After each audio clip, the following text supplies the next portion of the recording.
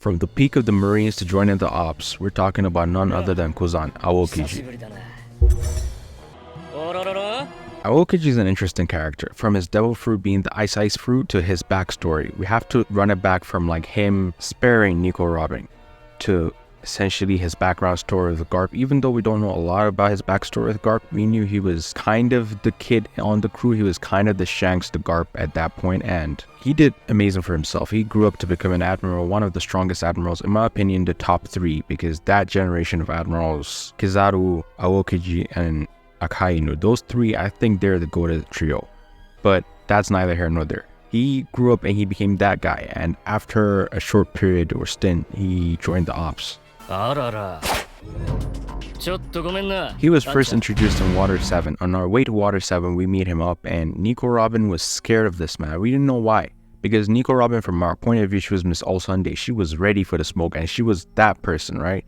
And at that point, we did not have a clue why she would be afraid. But quickly, we found out why Aokiji was that guy. He was him. He basically vaporized the entire crew, freezing Nico Robin, basically freezing the entire crew, and they ran away with their tail behind their legs. But you knew at that point that Kizaru had a heart, because after the event, he let them escape, as well as also at the end of the arc, he came to Nico Robin and he was like, basically, as long as she's happy. Then we find out that apparently his friend Soul, the giant, was the one that saved Nico Robin. He could have stopped it, but he didn't. He allowed her to escape, to grow essentially, and become the person that she was, the only person that could be able to read the poneglyphs. And he allowed her to escape, which is a W on his hat, right? And I really love that aspect of him. But then we find out more about him. Like, we thought he killed Soul, but only for us to find out that apparently in the latest episode of the anime, just in case you wanna, Soul is still alive. He is now the man charted by Marks or whatever the hell they call him. But Soul is alive, and while he lives in Elbaf now, he collects the documents of Ohara. And Soul is really doing well for himself, and I'm really happy to see that entire interaction.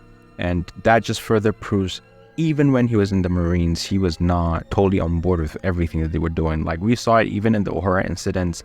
He was the one that was fighting for the Ohara people to survive, whereas Akainu was about all of them getting burnt.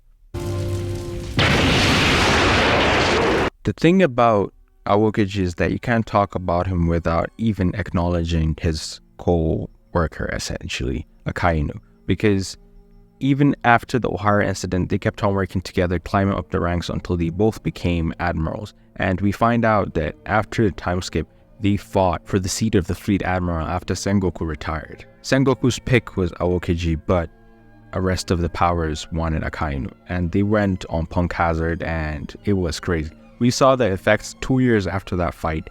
The island was still half and half. It left us with the question, what is going on with Kuzan at that point? Because we knew at that point he was no longer a Marine, but we didn't know his whereabouts. And in Punk Hazard, as we'll have it, we saw him. You know what? This is the perfect time to take a break. Don't forget to like, comment, share, subscribe. Enjoy. 何しにここへまさか闇に通じてるわけじゃねえだろうなあんた今俺は俺よスモーカー And when we saw Kuzan, we heard he was part of the Blackbeard Pirates, but we were curious why, because they could not be further apart. One was essentially the embodiment of evil, and Kuzan seemed to have a heart. So why was he working? And the only way the fans could rationalize was he was a double agent. I don't know about that, but it seems plausible, because I don't want to believe that Kuzan is evil. But at the same time also, we saw the backstory of how he got recruited onto the Blackbeard Pirates, and now he's one of the Titanic captains. And my oh my, did we see him pulling up to Wholecake Island. He absolutely destroyed and vaporized Cookies or whatever the hell his name is. Bro might as well been Cookies, because like now he's finished. It's done. In a second he went there, he wrapped it up, and they still put in and they were out. But yeah, I'm curious to see where the character of Kuzan goes. I hope we're proven right and he's a double agent or triple agent. I don't care how many agents he is, or maybe he's even working with the revolutionaries. I don't care. As long as it's not a Blackbeard, quote unquote, actual captain, but like he is doing his own thing by the side, I'm happy with that. Did you see his battle with Garp? It was crazy. I mean, I have to talk about my own headcanon before we start off this story, but not gonna lie, I thought Bodyguard was gonna pull up, but Bodyguard disappointed me. He disappointed me. We might have to take away the D in his name. He might just be Bogart, like just disappointment. Because I thought he was gonna pull up for his own captain, but he didn't. He allowed Garp to be killed. Not killed, but you know what I mean. By Kuzan. Kuzan betraying him. We thought he was gonna pop up. We saw the panels. I'm sure you saw it. The memes of him coming up like, Kuzan, I'm disappointing you. Then they're like, who is this? This guy is the strongest swordsman in the Marine. I believe those had cannons. I was one of those that was hyping Bodyguard, but disappointment in Bogart. But yeah, let's get into it. They fought with Garp, and it was a good fight. Garp was not in his prime. Nobody can come to me and say Garp was in his prime. So him losing to Kuzan, who was in his prime, makes sense. And there was a lot of other factors. He got stabbed. There was other captains. It was a rescue mission. There was a lot of things that were not in Garp's favor.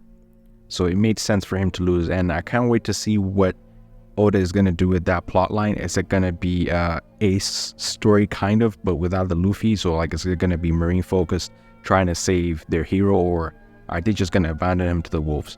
I can't wait to see where that plot goes. I think it's going to be interesting. But yeah, let us know what you're looking forward to down below. If you have any theories, interesting theories, or crazy theories, I'm all for crazy theories. Don't forget to like, comment, share, subscribe. Thumbs out.